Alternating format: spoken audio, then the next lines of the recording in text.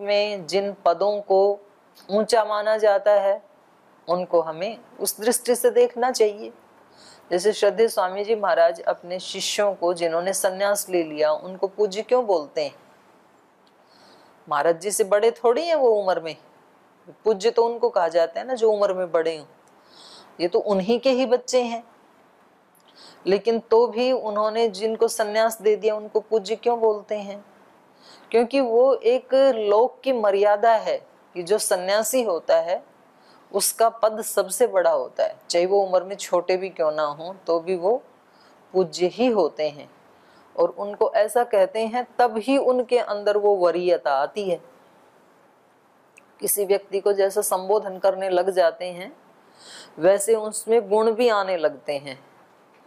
तो ये लोक मर्यादाएं हैं, इसमें ऐसा नहीं है कि भाई उम्र में वर की आयु थोड़ी बड़ी ही होनी चाहिए, और यदि बड़ी होनी चाहिए तो कितनी बड़ी होनी चाहिए, इतना भी अंतर ना हो कि 10-15 साल का, तो उसको भी बुरा माना जाता है। तो बड़ी 1-2 साल की उम्र बड़ी हो उसको अच्छा माना जाता है शायद लोक में, बस इतना सा है ना। और कभी कभी समान उम्र के भी हो सकते हैं और कभी कभी उल्टा भी हो जाता है जैसे आपने बताया। तो वो नहीं कहा जा रहा है, यहाँ पर एक सम्मान की दृष्टि से कहा जा रहा है। और कोई प्रश्न है किसी का? चलूं आगे। आजकल आपका चिंतन थोड़ा कम हो गया, क्या बात है? तो यहाँ पर 17 नंबर श्लोक से पढ़ते हैं हम। प्रसीद शिरसा याचे भूमौ निपतितास्मिते याचितास्मि हता देव हन्तव्याहं न हि त्वया नैषा हि सा स्त्री भवति श्लाघनीयेन धीमतः उभयोर्लोकयोर्वीर पत्याया संप्रसाद्यते जानामि धर्मं धर्मज्ञ त्वां जाने सत्यवादिनं पुत्र शोकार्तया तत्तु मया किमपि भाषितम्। तो ये कह रही हैं नैषा ही सा स्त्री भवति श्लाघनेन धीमतः उभयोर लोकयोर वीरपत्या या संप्रसाद्यते। माता कौशल्या कह रही हैं या स्त्री, जो स्त्री धीमतः पत्या श्लाघनीयेन धीमतः पत्या या संप्रसाद्यते, जो अपने धीमतः धीमान बुद्धिमान विद्वान और वीर और श्लाघनीय प्रशंसा के योग, जिसकी सब प्रशंसा करते हैं, जो श्लाघनीय प्रशंसनीय है, जो विद्वान है, धीमान है, जो वीर है, ऐसे पति से या संप्रसाद्यते, जो प्रसन्न की करवाई जाती है, माने जिसको किसी का धीमान बुद्धिमान वीर पति श्लाघनीय न प्रशंसनीय जो है और वो उसको मनाता है, संप्रसाद्यते प्रसन्न करता है, तो कहा सा स्त्री न एषा स्त्री उभयोर लोकयो हो। तो वो स्त्री दोनों लोकों की नहीं रहती है, ना तो इस लोक में वो प्रशंसनीय मानी जाती है जो अपने पति से, मतलब जिसका पति उसको मनाता ही रहे, संप्रसाद्यते तब प्रसन्न हो, मतलब बात बात पे नाराज होके बैठ जाए और फिर वो उसको मनाना पड़े, और वो धीमान हो और वो श्लाघनीय हो, वीर हो। तो ऐसे अपने यशस्वी और गुणशाली पति से जिस पत्नी को मनाया जाता है तो उसके दोनों लोक नष्ट हो जाते हैं, परलोक भी उसके लिए सुरक्षित नहीं है। और परलोक तो क्या है, इस लोक के बोए हुए बीज जो हैं उसका फल है परलोक। यहाँ जो किया है ये तो बीज बोना है, परलोक में जो मिलेगा वो उसी का फल है।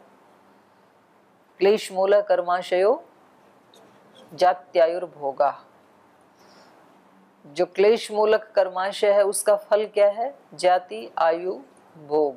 सति मूले तद विपाको जात्यायुर्भोगा, उस मूल के होने पर ही जाति, आयु और भोग मिलते हैं। तो आज जो कर रहे हैं वो हमारा भविष्य है, पूरे जीवन में जो कर रहे हैं वो हमारा अगला जन्म है या परलोक है। तो ज्यादा हस्तरेखा दिखाने की जरूरत नहीं है, भाग्य रेखा दिखाने की भी जरूरत नहीं है। अपने कर्म को देखने की जरूरत है कि हम सुबह से शाम तक जो कर्म कर रहे हैं वो खाना पूर्ति के लिए कर्म कर रहे हैं या श्रद्धा पूर्वक कर रहे हैं, भक्ति पूर्वक कर रहे हैं, ईश्वर प्रणिधान की स्थिति में होकर सब कर्मों को कर रहे हैं, या कर ही नहीं रहे हैं, प्रमाद कर रहे हैं। आज तो बड़ा महाराज जी ने प्रमाद पे बताया ना सुबह। प्रमाद क्या है? पाप। प्रमादो मृत्यु ये तो रोज बताते थे, और प्रमाद क्या है? पाप। तो इतनी सारी शिक्षा में से आचार्य ने जाते समय मुख्य उपदेश क्या दिया अपने शिष्य को? मां प्रमदितव्यम, प्रमाद मत करना। इतना ज्यादा बल दिया। और भी तो कुछ भी तो कह ही सकते थे ना, लेकिन एक टैगलाइन में क्या कहा? इस चीज से, इस चीज से, इस चीज से, अच्छे अच्छे सब कर्मों से मां प्रमदितव्यम, प्रमाद मत करना। तो प्रमाद ही मृत्यु है। तो यदि हम प्रमाद का जीवन जी रहे हैं तो हमारा भविष्य कैसा होने वाला है? यदि प्रमाद युक्त जीवन जी रहे हैं तो भविष्य कैसा होने वाला है? बोलो ना। आप कोई प्रमाद थोड़ी करते हो, आप दूसरों के लिए बोलो। जो प्रमाद का जीवन जीता है उसका भविष्य कैसा होने वाला है? मौत के समान होने वाला, दुखदाई। ठीक है, आप तो करते नहीं है। और जो तपस्या का जीवन जीता है उसका भविष्य कैसा होने वाला है? जो तपस्वी है उसका भविष्य कैसा होने वाला है? सुंदर कह लो, सुखमय कह लो, उज्जवल कह लो, जो भी अच्छे शब्द आपसे लगाई जाएं, विशेषण, वो सब लगा लो। जैसा बीज वैसा फल, सीधा सा ही तो गणित है। तो इसलिए हमारा भविष्य कैसा होगा? जैसा हमारा आज है। इसलिए आज को सुधारना है तो भविष्य अपने आप सुधरता चला जाएगा। और हम हमेशा अच्छे कामों को किसके ऊपर पेंडिंग रखते हैं? भविष्य के ऊपर। आज तो ऐसे ही कर लेते हैं रोते धोते, कोई बात नहीं, कल से ऐसे करेंगे, परीक्षाओं के बाद ऐसे करेंगे, नीलकंठ में जाके ऐसे करेंगे, किसी दूसरे स्थान पे जाके ऐसे करेंगे। ऐसे करते हैं हम। तो जो आप उस दिन करना चाहते हैं ना, परीक्षाओं के बाद जो करना चाहते हैं, उसकी शुरुआत आज होनी चाहिए। तो फिर आप उस दिन भी कर पाएंगे निश्चित रूप से। और जो आज नहीं हो पाया उसकी क्या प्रत्याशा वो कल हो जाएगा? बिल्कुल नहीं होगा। क्योंकि आज कुछ ऐसे संस्कार हैं प्रमाद के जो आपको वो शुभ कर्म नहीं करने दे रहे हैं। और इन संस्कारों में एक संस्कार आज वाला और जुड़ जाएगा, इसलिए कल तो और ज्यादा कठिन होगा उसको करना। ये तो हो सकता है कि आज आप उसको थोड़ा कम कर पाएं और 2 महीने के बाद उसको थोड़ा ज्यादा कर पाएं। ये तो हो सकता है। भाई आज शरीर में फ्लेक्सिबिलिटी कम है तो कोई बात नहीं, आज थोड़ा सा कम करेंगे, कोई आसन, कोई प्राणायाम, और अभ्यास करते करते 2 महीने के बाद उसमें कुशलता आ जाएगी। आज ध्यान उपासना आप उतना गहराई से नहीं कर पा रहे हैं, कोई बात नहीं, चित्त इधर उधर बिखरा हुआ है, और उसको एकाग्र करते करते एक दिन प्रत्याहार सिद्ध हो जाएगा। तो हो सकता है 6 महीने के बाद आपको कुछ अलग ही उपलब्धि हो। कुशलता तो आएगी क्रमशः। योगांग अनुष्ठानात अशुद्धि क्षये ज्ञान दीप्ति अविवेक्याते। योग के अंगों का अनुष्ठान करने से क्या होगा? अशुद्धि का क्षय। और वो एक दिन में नहीं होगा, थोड़ा थोड़ा होगा अशुद्धि का क्षय। अशुद्धि क्षय, ज्ञान दीप्ति, ज्ञान का आलोक बढ़ता जाएगा। कब तक बढ़ेगा?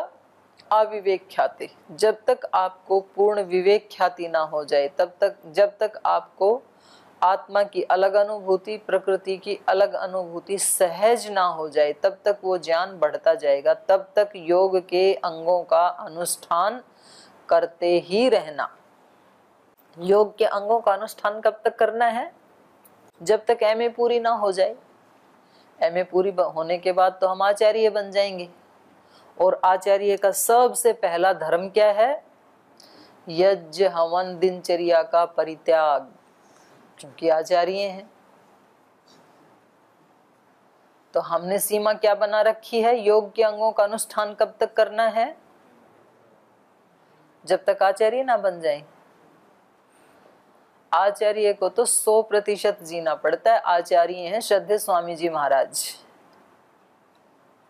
तो आचार्य को कितना करना पड़ता है? 100%, 100 का भी 200%, तब उनके शिष्य पकड़ पाते हैं 1%। तो इसलिए इस भ्रम में मत रहना कि आप बड़े हो जाएंगे, आचार्य हो जाएंगे तो आपको योग के अंगों का अनुष्ठान नहीं करना पड़ेगा, ज्यादा करना पड़ेगा। तो ये शास्त्र तो कह रहा है तब तक करना पड़ेगा जब तक आपको विवेक ख्याति प्राप्त ना हो जाए। तो अब बताओ, आप यज्ञ में, हवन में अपने लिए जाते हैं कि दूसरे के लिए जाते हैं? दिनचर्या अपने लिए है या गुरुकुल के लिए है? जोर से तो बोलो थोड़ा। दिनचर्या किसके लिए है? ये मुंह से बोल रहे हो कि दिल से बोल रहे हो? वाणी से बोल रहे हो कि हृदय से बोल रहे हो? हृदय से बोल रहे हो। कौन कौन जाते हैं हृदय से? हाथ उठाना ईमानदारी से, जो हृदय से जाते हैं। हृदय वाले हाथ उठाइए पहले भाई।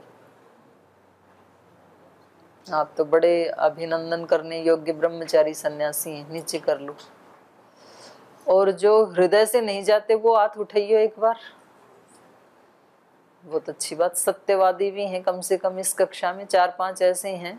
तो अब आप भी इसको हृदय से ही कर लो, है ना? जाना तो है ही। तो ये अपने अंदर पहले इस बात को क्लियर करना है, क्योंकि जब तक कोई चीज क्लियर नहीं होती ना हमारे सामने, तो तब तक हम उसका अनुष्ठान हृदय से नहीं कर पाते हैं। ये यज्ञ, हवन, व्यायाम, प्राणायाम, दिनचर्या, ये इस बात के लिए बनाई गई है कि हमारे जो मन के आग्रह हैं कि भाई मैं अपने मनमाने ढंग से जीऊं, भाई मुझे भगवान की भक्ति करनी है ना, तो यज्ञशाला में जाना क्या जरूरी है? मैं अपने कमरे में भी कर सकता हूँ। और कमरे में नहीं करने दे रहे हो तो चलो मैं वहां जाके तो बैठ जाऊंगा, पर आप मेरे अंदर श्रद्धा तो उत्पन्न नहीं कर सकते हो। ये जो आग्रह है ये हमारे लिए घातक है।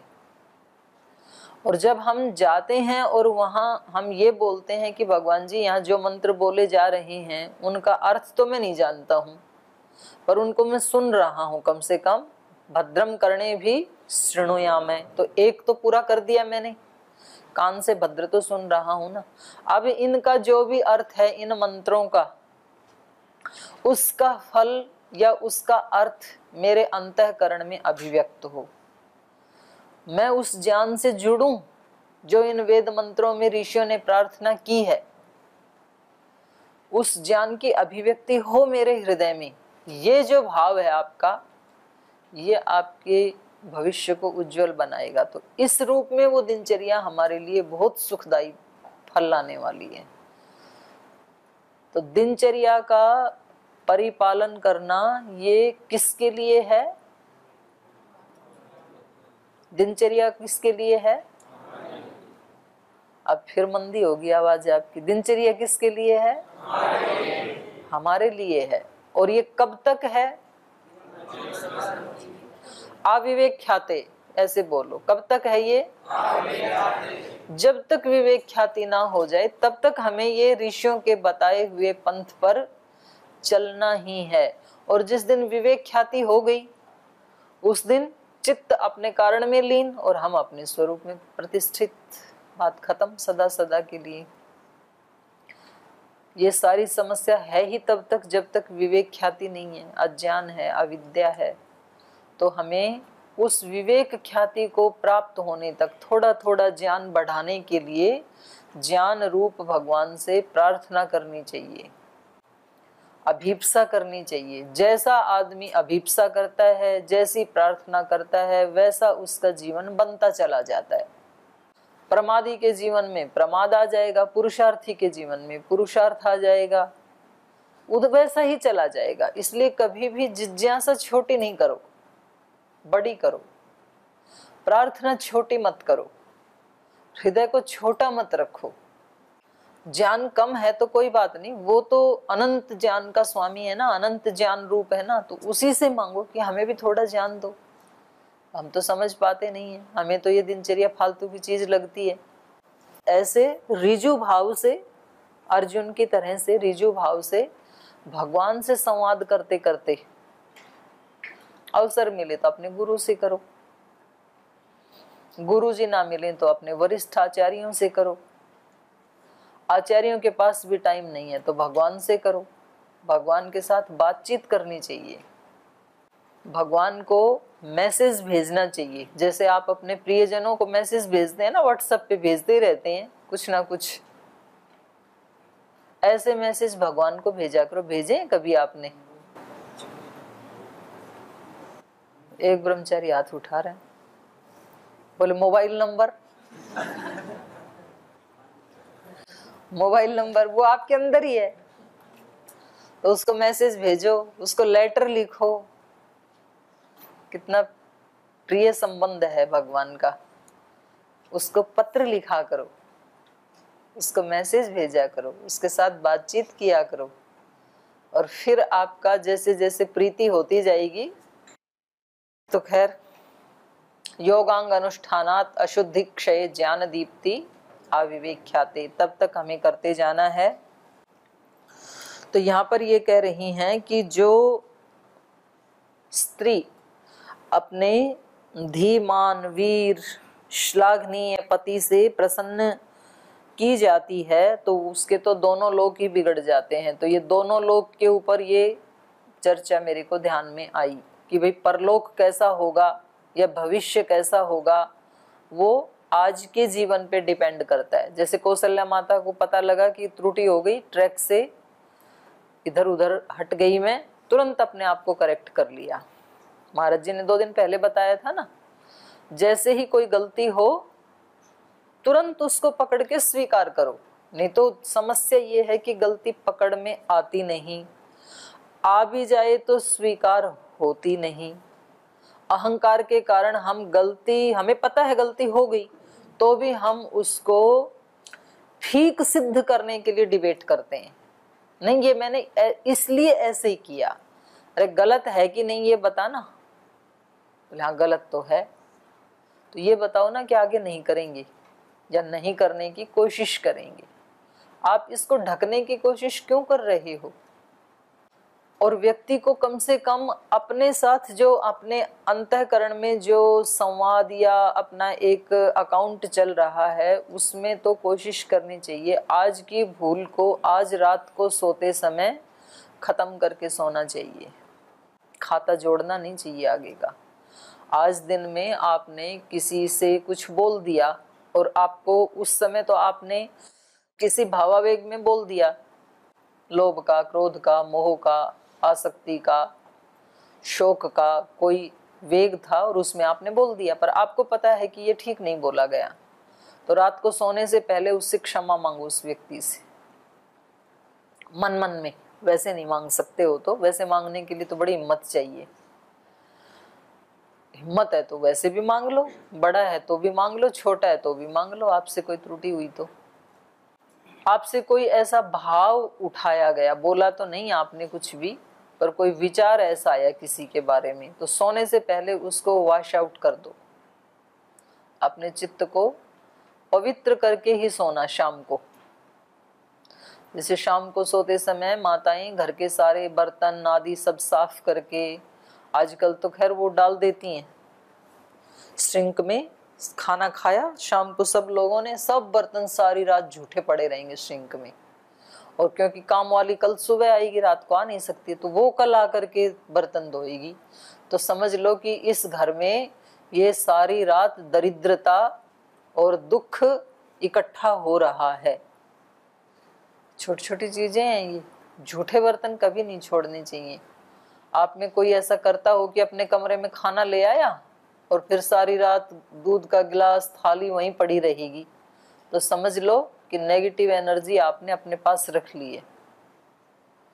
तो घरों में हमने देखा बचपन में हमारी माता जी सब बर्तन साफ करके, चूल्हे को लीप के, और क्योंकि गांव में रहते थे तो चिमटा, तवा, फूकनी जिससे फूक मारा करते, वो सब साफ करके रात को तब सोना है।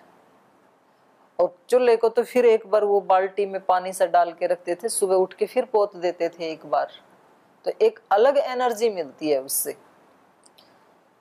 तो वो लोहे के जो चिमटे फूकनी थे ऐसे चमकते थे जैसे चांदी के हों।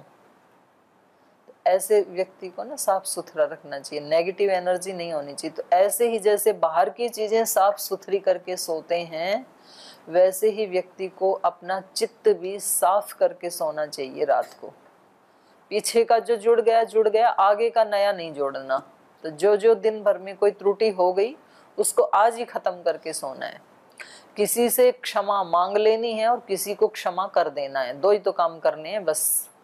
रात को सोते समय हमारे से कोई त्रुटि हुई है तो क्षमा मांग लेना, उस व्यक्ति से भी माफ करना, भूल हो गई। और दूसरे से हुई है कोई त्रुटि हमारे प्रति तो उसको क्षमा कर देना, क्योंकि दूसरे ने हमारे प्रति कोई भूल की तो उसकी भी एक गांठ, एक दर्द हमारे दिल में पड़ जाता है कि भाई इसने मेरे को कष्ट क्यों दिया, मेरा तो कसूर था ही नहीं कोई। तो उसको भी अपने चित्त को साफ करने के वास्ते सोने से पहले क्षमा करके ही सोना, उसको अगले दिन के लिए लेके नहीं जाना अपने चित्त के ऊपर। तो ये माता कौशल्या ने कहा कि दोनों ही लोग बिगड़ जाते हैं जो इस तरह के स्वभाव की स्त्रियां होती हैं। जानामि धर्मम धर्मज्ञ त्वाम जाने सत्यवादिनम पुत्र शोकार्तया तत्तु मया किमपि भाषितम। माता कौशल्या कह रही हैं, जानामि धर्मम धर्मज्ञ त्वाम, मैं आपके धर्म को भी जानती हूँ और आप धर्मज्ञ हैं इस बात को भी जानती हूँ। मुझे पता है आप धार्मिक हैं। और जब शोक का प्रवाह आया तब क्या कहा था, यदि आप थोड़ा भी शास्त्र के धर्म को जानने वाले होते तो आप ऐसा काम नहीं करते, ऐसे बोला था ना। कहाँ बोला था, यहाँ देखो 4 नंबर श्लोक में, द्विजाति चरितो धर्म शास्त्र दृष्ट धर्म सनातन यदि ते धर्म निरते त्वया पुत्रे विवासिते। तो क्या तुम पुत्रों को वनवास देते यदि थोड़ा भी आप धर्म का आचरण करते या धर्म के मर्म को जानते, तो क्या आप ऐसा करते। और यहाँ क्या कह रही हैं कि मैं जानती हूँ, जानामि त्वाम धर्मज्ञ सत्यवादीनम धर्मम जाने, मैं ये भी जानती हूँ आप सत्यवादी हैं, मैं ये भी जानती हूँ आप धर्मज्ञ हैं, मुझे पता है। लेकिन पुत्र शोकार्ततया तत्तु, लेकिन पुत्र के शोक से आर्त होने के कारण, दुखी होने के कारण, तत्तु मया किमपि भाषितम, जो मैंने 4 नंबर श्लोक में कहा था वो मेरे द्वारा किस लिए कहा गया, पुत्र के शोक से दुखी होने के कारण कहा गया। वरना हृदय में तो मैं जानती हूँ कि आप सत्यवादी हैं, आप धार्मिक हैं, आपने जो कुछ किया वो सत्य का पालन करने के लिए ही किया, धर्म का पालन करने के लिए ही किया। लेकिन क्षमा करना वो मेरे से शोक के कारण कहा गया। तो इन्होंने अपनी उसको त्रुटि को ठीक कर लिया, करेक्ट कर लिया तो खुद भी हल्की हो जाएंगी और महाराजा दशरथ भी खुश हो गए। दोनों खुश, दोनों को लाभ, दोनों ज्ञानी। एक ने कही दूसरे ने मानी, दोनों को लाभ, दोनों ज्ञानी। तो ये कह रही है वो तो मैंने पुत्र शोक के कारण कह दिया था जो कुछ भी कहा, क्योंकि शोक कैसा है शोको नाशयते धैर्यं शोको नाशयते श्रुतं शोको नाशयते सर्वं नास्ति शोकसमो रिपुः। वनवासाय रामस्य पञ्चरात्रोऽद्यगण्यते यः शोकहतहर्षायाः पञ्चवर्षोपमो मम। एवं हि कथयन्त्यास्तु कौसल्यायाः शुभं वचः मन्दरश्मिरभूत्सूर्यो रजनी चाभ्यवर्तत। तथा प्रसादितो वाक्यैर्देव्या कौसल्यया नृपः शोकेन च समाक्रांतो निद्राया वशमेवान्। माता कौसल्या कह रही हैं शोको नाशयते धैर्यम, क्योंकि मेरे को धैर्य नहीं रहा। धर्म का पहला ही लक्षण जो है वो खंडित हो गया। पहला धर्म का लक्षण क्या है? धैर्य। तो जब भी कोई आगे पीछे उल्टी पुल्टी कोई स्थिति आती है तो व्यक्ति को सबसे पहले क्या धारण करना चाहिए? धैर्य, धीरज रखनी चाहिए। और सबसे पहले धैर्य ही नष्ट होता है, और जैसे ही धैर्य नष्ट हुआ तो अब समझ लो जो भी होगा वो गलत ही होगा, उल्टा पुल्टा ही होगा, क्योंकि धर्म चला गया धैर्य नष्ट होते ही। तो इसलिए व्यक्ति को जब ऐसा कोई प्रवाह चित्त में आए तो कहते हैं ना, अपने ना दांत बंद कर लेने चाहिए, बिल्कुल जबड़ा, कुछ भी हो दांत को टाइट बंद कर लो, और वैसे भी बंद ना हो तो उसमें रुमाल लगा लो, मुंह खुले नहीं किसी भी तरह से। थोड़ी देर का होता है, थोड़ी देर के बाद तो फिर व्यक्ति को पता चल ही जाता है, पर एक बार उस समय यदि मुंह खुला तो जरूर कुछ ना कुछ तो अंगार ही निकलेगा। फिर कुछ ना कुछ तो ऐसा ही निकलेगा, या तो अपने लिए या तो दूसरे के लिए, तो वो फिर बदल जाएगी, स्थिति बिगड़ जाएगी। शोको नाशयते धैर्यम शोको नाशयते श्रुतम। सुना हुआ, श्रुति सबने बहुत सुन रखा है, लेकिन उस समय सुना हुआ नष्ट हो जाता है। कब? जब शोक से युक्त होता है व्यक्ति। तो जिनको कई कई उपनिषदें याद थी, गीता भी याद थी, और जब शोक का समय आया तो सब भूल गया व्यक्ति, ऐसे होता है। शोको नाशयते सर्वम, शोक सब कुछ को नष्ट कर देता है, इसलिए शोक समो रिपुः नास्ति। शोक के समान कोई शत्रु नहीं है। तो शत्रु से दूर रहना है तो शोक को अपने पास न आने दें किसी भी स्थिति में। तो ये हमने पढ़ा 20 नंबर श्लोक तक, शेष कल पढ़ेंगे। आज यहीं विराम लेते हैं।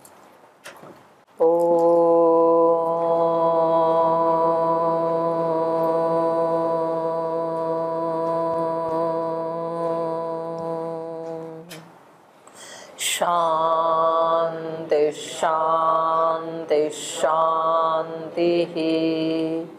श्री गुरुभ्यो नमः।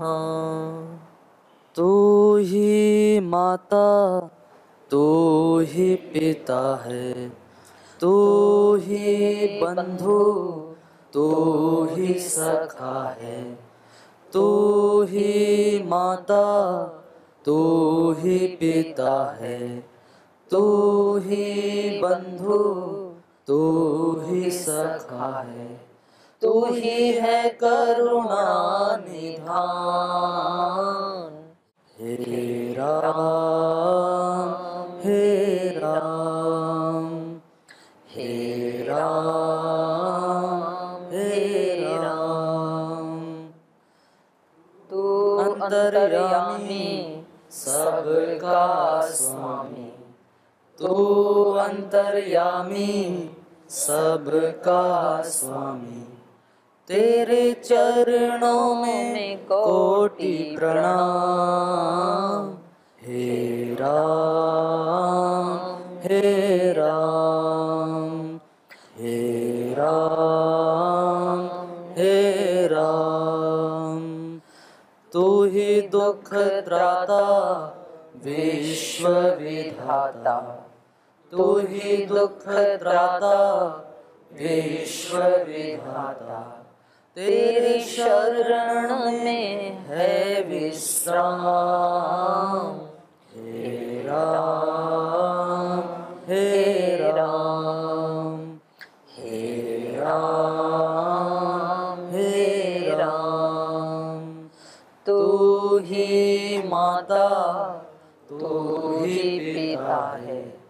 तू ही बंधु, तू ही सखा है, तू ही है करुणा निधान। हे राम, हे राम, हे राम, हे राम, हे राम, हे राम। ओम श्री गुरुभ्यो नमः।